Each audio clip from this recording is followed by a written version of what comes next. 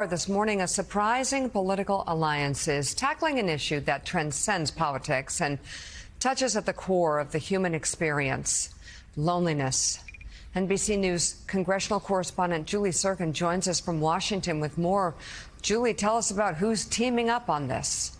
Well, Mika, especially in such a divisive and bitter point in our politics, when do we ever talk about happiness when it comes to elected officials and Congress legislating to really make people happy and figure out the loneliness epidemic that these two officials, Governor Spencer Cox, a Republican of Utah, and Democrat Senator Chris Murphy, say is plaguing American society? Watch this part of my interview with them.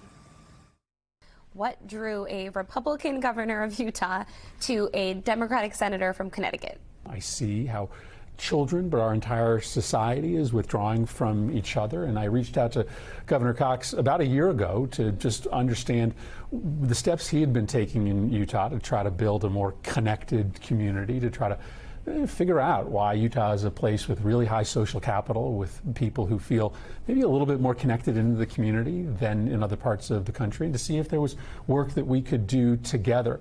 Why should lawmakers, governors, elected officials put happiness first and foremost when they're thinking about policy?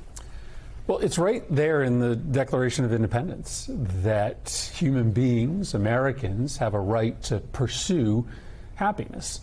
Now, government can't deliver the last mile of happiness, right? That's up to everybody individually to figure out. But I think we are in charge of trying to set rules and laws and norms that give people a better shot at happiness. If you get beyond the fights over abortion or immigration or guns even, you might be able to find a lot more common agreement between the right and the left on the things that are actually most directly relevant to how people find happiness, connection into neighbors, into family, into the common good.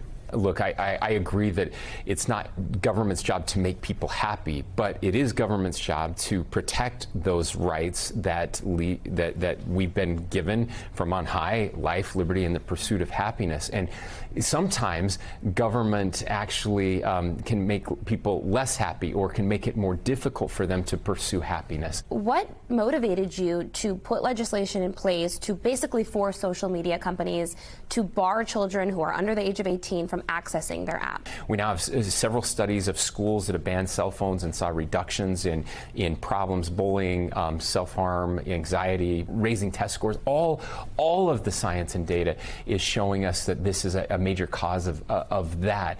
And so this is one area where government, I think, can appropriately intervene. Why do you think loneliness plays such a big factor in people who engage in harm to others, in self-harm, in gun violence?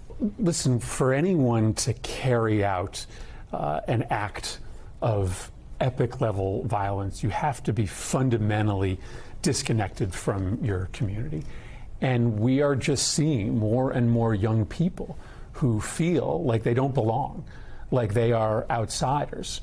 And some of those then choose to take that frustration, that anxiety into their own hands and engage in these absolutely terrible and despicable acts of violence. Can you share your experiences quickly here with self-isolation, with loneliness yourselves? My parents got divorced when I was 10, and that was a really hard and dark time for me. I went through a period of time where I thought the world would be a better place if I wasn't in it, and I'm so grateful that I had institutions and community and people around me that cared about me in that dark time.